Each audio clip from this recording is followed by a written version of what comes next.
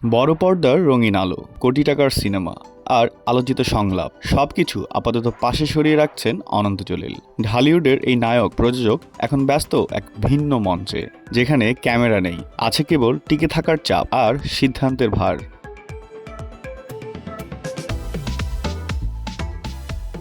অনন্ত জলিলের সাভারের গার্মেন্টস কারখানা একসময় হাজারো মানুষের জীবিকার ভরসা ছিল।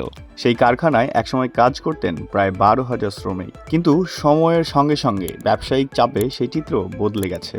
বর্তমানে সেখানে কর্মরত শ্রমিকের সংখ্যা নেমে এসেছে 4,000-এ। এই বাস্তবতাই অনন্ত জলিলকে বাধ্য করেছে বড় পর্দা থেকে সরে দাঁড়াতে। তার ভাষায়, তিনি কখনোই সিনেমাকে জীবনের একমাত্র লক্ষ্য বানাননি। ব্যবসায় ছিল তার মূল ভিত্তি। শুটিং চললেও মাথার ভেতর ঘুরত কারখানার হিসেব নিকেশ, অর্ডার আর শ্রমিকদের ভবিষ্যৎ।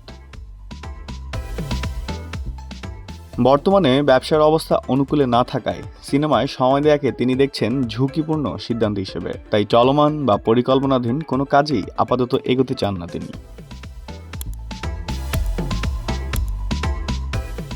2008 সালে চলচ্চিত্রে যাত্রা শুরুর পর অনন্ত জলিল ও বর্ষা জুটি ঢালিউডে আলাদা পরিচিতি তৈরি করে। তবে এই বিরতির প্রভাব পড়েছে বর্ষার ক্যারিয়ারেও। অনন্ত জানিয়েছেন তারা দুজন একসঙ্গেই সিনেমায় ফিরবেন, নচেত কেউই নন।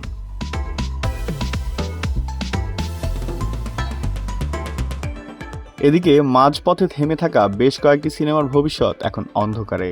শুটিং অসম্পূর্ণ থাকা প্রকল্পগুলো নতুন করে শুরু হবে কিনা তা পুরোপুরি নির্ভর করছে অনন্ত জলিলের ব্যবসায়িক ঘুরে দাঁড়ানোর উপর। বর্তমানে সিনেমা নয়, অনন্ত জলিলের সব চিন্তাভাবনা জুড়ে আছে একটাই লক্ষ্য, ব্যবসাকে আরো শক্ত ভিত্তির উপর দাঁড় করানো। বড় পর্দায় তার প্রত্যাবর্তন হবে কিনা তা এখন সময়ের হাতে ছেড়ে দিয়েছেন তিনি। বাস্তব জীবনের এই অধ্যায় শেষ হলেই হয়তো শুরু হবে আরেকটি নতুন গল্প।